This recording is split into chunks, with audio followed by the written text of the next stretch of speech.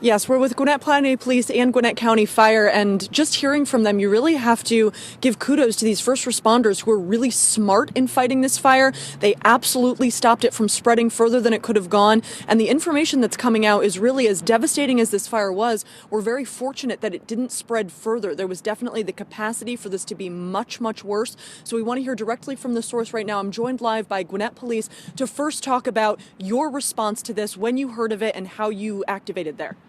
Right. We were first notified of an accident at about 7:50 a.m. this morning. Initially, it was just a normal vehicle accident on the interstate.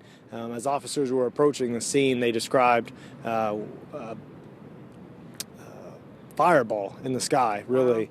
As they got closer, they could see that there was a overturned tanker truck fully engulfed.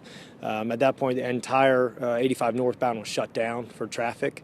DeKalb County assisted in beginning to divert traffic on the Pleasantdale Road, which is well south of this accident.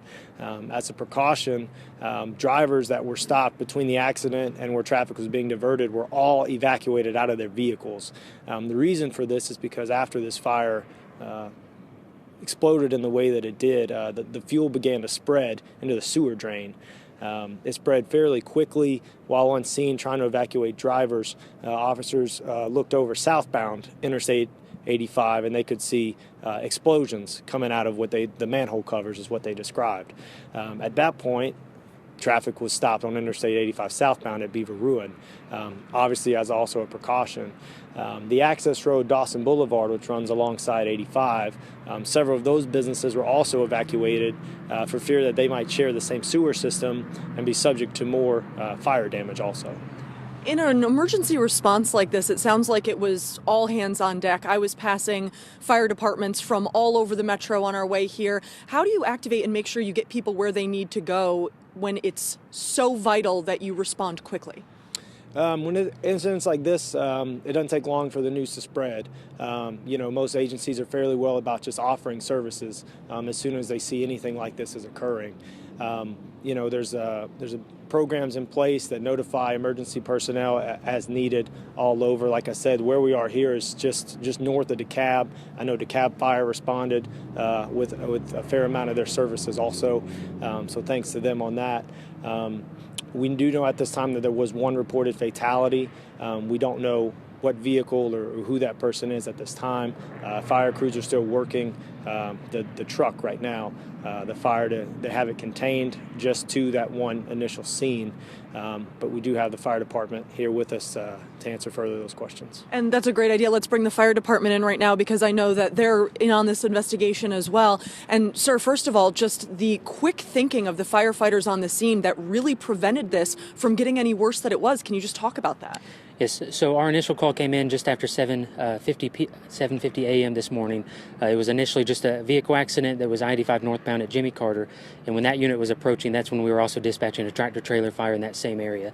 It being between Pleasantdale and Jimmy Carter, DeKalb also received calls for a vehicle fire, and when a combination of those agencies arrived on scene together, we started our hazardous materials response team and also requested the assistance of DeKalb County Fire Rescue's hazardous response team. Those agencies working together, we were able to come up with a game plan to let the fuel burn because we knew it was already entering the storm drains.